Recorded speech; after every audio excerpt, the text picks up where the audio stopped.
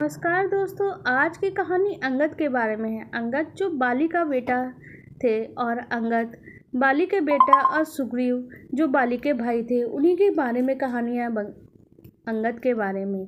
अंगद नाम बाली का बेटा, तासो का बहु भाई ही बेटा।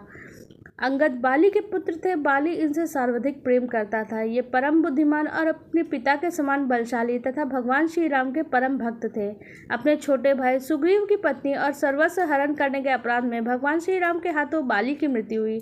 मरते समय बाली ने भगवान राम को ईश्वर के रूप में पहचाना और अपने पुत्र अंगद को उनके अब नाथ करी करुणा बिलोकोहु देहु जो बर मंगाऊं जेहि जोनि जन्मो कर्म बस तह राम पद अनुराऊ। यह तनय मम स विनय बल कल्याण प्रद प्रभु लीजिए गही महासुर नर नह आपन दास अंगद कीजिए। हे नाथ, अब मुझ पर दया दृष्टि कीजिए और मैं जो वर मांगता हूँ उसे दीजिए। मैं कर्मवश जिस योनि में जन्म लूँ वही राम आपके चरणों में प्रेम करूँ। हे कल्याण प्रद प्रभु, ये मेरा पुत्र अंगद विनय और बल मेरे ही समान है, इसे स्वीकार कीजिए। और हे देवता और मनुष्यों के नाथ, इसकी बाँह पकड़ के इसे अपना दास बनाइए। प्रभु राम ने बाली की अंतिम इच्छा का सम्मान करते हुए अंगद को स्वीकार किया। सुग्रीव को किष्किंधा का राज्य मिला और अंगद युवराज बनाए गए।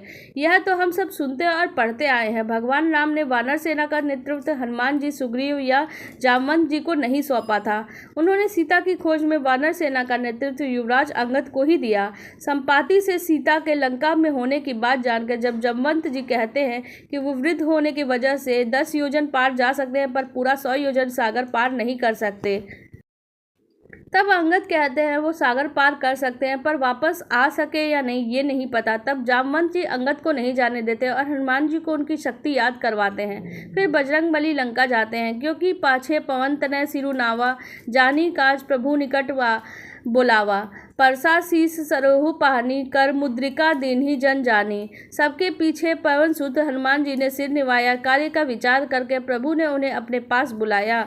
उन्होंने अपने कर कमल से उनके सिर पर स्पर्श किया तथा अपना सेवक जान के उन्हें अपने हाथ की अंगूठी उतार कर दी।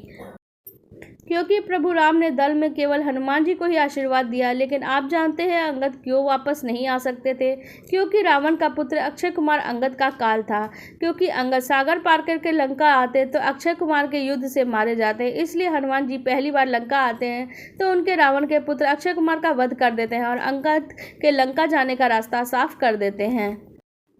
अंगद समुद्र पार जाने के लिए तैयार हो गए थे, किंतु दल का नेता होने के कारण जामवंत इन्हें जाने नहीं देते और हनुमान जी लंका गए। भगवान श्री राम को अंगद के शौर्य और बुद्धिमत्ता पे पूरा विश्वास था, इसलिए उन्होंने रावण की सभा में युवराज अंगद को अपना दूत बनाकर भेजा और यह कहलवाया यदि रावण सीता को सम्मान सहित वापस लौटा दे तो युद्ध नहीं करेंगे।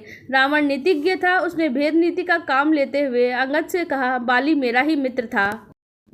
राम लक्ष्मण तुम्हारे पिता बाली को मारने वाले हैं। यह बड़ी लज्जा की बात है कि तुम अपने पितृ घातियों के लिए दूत कर्म कर रहे हो। युवराज अंगद ने रावण को फटकारते हुए कहा, मूर्ख रावण, तुम्हारी इन बातों से केवल मेरे उसके मन में भेद पैदा हो सकता है जिसकी श्री राम के प्रति भक्ति नहीं है। बाली ने जो किया उसे उसका फल मिला। तुम भी थोड़े दिनों में जाकर यही हमलोक में अपने मित्र का समाचार पूछना। श्री राम के दूत के रूप में महाबली अंगद ने रावण को समझाने की बहुत कोशिश की, लेकिन वह अपने इरादे से टस से मस नहीं हुआ। लंका से लौटने के पूर्व अपनी ताकत दिखाने के लिए भरे दरबार में अंगद ने अपना पांव जमीन पर जमाया और रावण को ललकारा कि यदि उसके दरबार में कोई भी वीर और बलशाली योद्धा जमीन से मेरा पाँव हिला दे तो हम हार स्वीकार कर लेंगे। मेघनाथ, कुंभकर्ण सहित रावण के कई योद्धाओं ने प्रयत्न किए, लेकिन अंगद का पाँव जमीन से कोई नहीं हिला पाया। अंत में रावण स्वयं अंगद का पाँव हिलाने के लिए आया और उसके पाँव पकड़ लिए, किंतु अंगद ने अपने पांव छुड़ा लिए और रावण से कहा, रावण, मेरे पांव को तुमने जिस प्रकार पकड़ा है यदि श्री राम के चरण पकड़ते तो तुम्हारा तो कल्याण हो जाता। अब जब रावण भगवान राम की निंदा करने लगा तो युवराज अंगद इस बात को नहीं सह सके। क्रोध करके उन्होंने मिट्टी भींच ली और अपनी दोनों भुजाएं पृथ्वी पे इतनी जोर से मारी कि भूमि ही हिल गई। रावण गिरते गिरते बचा। उसका मुकुट पृथ्वी पे गिर पड़ा। उसमें से 4 मुकुट अंगद ने उठा लिए और श्री राम के शिविर की ओर फेंक दिए। कह प्रभु हसी जानी हृदय दे राहू लूक न असनी केतु नहीं राहू। एक किरीट 10 कंधर केरे आवत बलि तनय के प्रेरे। प्रभु ने उनसे हंसकर कहा, मन में डरो नहीं, यह न उल्का है, न ब्रज है और न केतु है, न राहु है। अरे भाई, ये तो रावण के मुकुट है जो बालीपुत्र अंगद के फेंके हुए आ रहे हैं। तरकी पवनसुत कर रहे आनी, धरे प्रभु पास, कौतुक देखी भालू कपि दिनकर सरिस प्रकाश। इन मुकुटों में से एक वही मुकुट था जो रावण रघुवंशियों से जीत कर लाया था। लंका युद्ध में अंगद का शौर्य अद्वितीय रहा। लाखों राक्षस इनके हाथों यमलोक सिधार गए।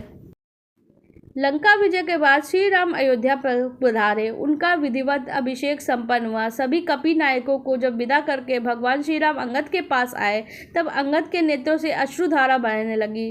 वे भगवान से बोले, नाथ, मेरे पिता ने मरते समय मुझे आपके चरणों में डाला था, आप मेरा त्याग ना करें, मुझे अपने चरणों में ही पड़ा रहने दें। यह कहकर अंगद भगवान के चरणों में गिर पड़े। प्रभु श्री राम ने इन्हें उठा के हृदय से लगा लिया। उन्होंने अपने निजी वस्त्र और आभूषण अंगद को पहनाए और स्वयं इन्हें पहुंचाने चले। अंगद मन मार के किष्किंधा लौटे और भगवान के स्मरण में ही अपना समय बिताने लगे। आपको हमारी ये कथा कैसी लगी कमेंट सेक्शन में जरूर बताइएगा। धन्यवाद।